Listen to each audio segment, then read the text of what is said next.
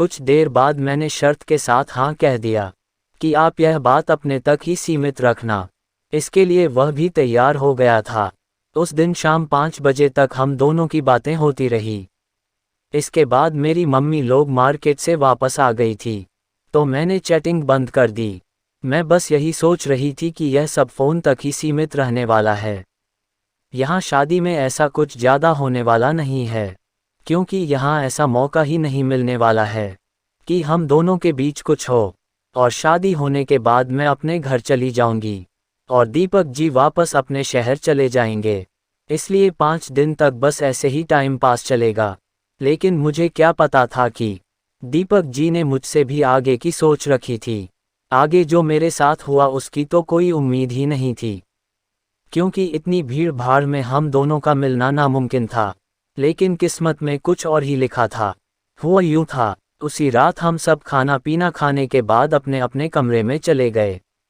वैसे तो रोज मैं अपनी मम्मी के साथ सोती थी, लेकिन उस रात मेरी मम्मी मौसी के साथ सोने चली गई और मैं उस रात कमरे में अकेली हो गई। मैं कमरे में आई तो रात के 11 बज चुके थे। मैंने अपने कपड़े बदले और नाइटी गाउन पहनकर टीवी देखने लगी। कुछ ही देर में दीपक जी ने मैसेज किया और एक बार फिर से हम दोनों के बीच चैटिंग शुरू हो गई। थोड़ी देर तक मोबाइल में चैटिंग होती रही। उसके बाद हमने कॉल पर बात करनी शुरू कर दी। बात करते करते रात के 12 बज गए थे। अब तक तो हम दोनों के बीच नॉर्मल बातें हो रही थी, पर धीरे धीरे माहौल गर्म हो रहा था। दीपक मुझे मेरे पति और शादी से पहले मेरे बॉयफ्रेंड के बारे में पूछने लगे और ऐसे ही धीरे धीरे दीपक जी ने बात को उस तरफ मोड़ दिया। अब हम दोनों इस पर बातें करने लगे। धीरे धीरे माहौल गर्म होने लगा। रात के 1 बज गए थे। बात इतनी बढ़ गई थी कि दीपक जी मेरे शरीर के बारे में सब कुछ जान चुके थे, कि मुझे किस प्रकार के मर्द पसंद है। कुछ इसी तरह की बातें हम दोनों के बीच चल रही थी। इतनी देर से रोमांटिक बातें करके हम दोनों गर्म हो चुके थे। इतने में दीपक जी ने मुझसे कहा, क्या मैं तुम्हें चूम सकता हूँ? मैंने कहा, इसके लिए तुम्हें मेरे पास आना पड़ेगा, फ़ोन में तो मुमकिन नहीं है। मेरी ऐसी बात सुनकर जैसे दीपक को मौका मिल गया था। उन्होंने कहा, क्यों नहीं अभी मिल लेते हैं? मैंने कहा, इतनी रात को अगर किसी ने हमको देख लिया तो बड़ी दिक्कत हो जाएगी। दीपक ने कहा, इतनी रात में कौन जाग रहा होगा? ठीक है, मैं पहले चेक कर लेता हूँ, उसके बाद बताता हूँ।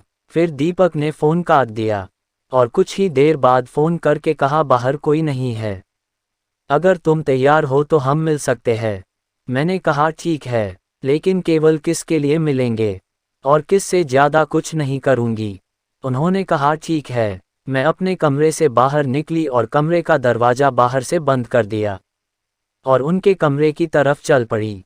होटल के सारे कमरे बंद थे और चारों तरफ सन्नाटा पसरा था। मैं तेज कदमों के साथ आगे बढ़ रही थी और जल्दी उनके कमरे तक पहुंच गई। मैंने जल्दी से दरवाज़ा को खोला और अंदर चली गई। दीपक ने तुरंत उठकर दरवाज़ा बंद कर दिया।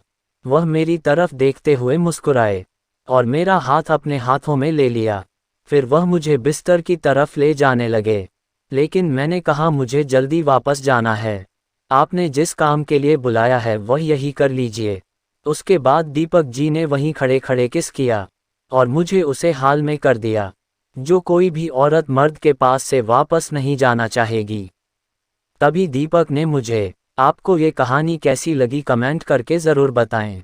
वीडियो अच्छी लगी तो लाइक करें।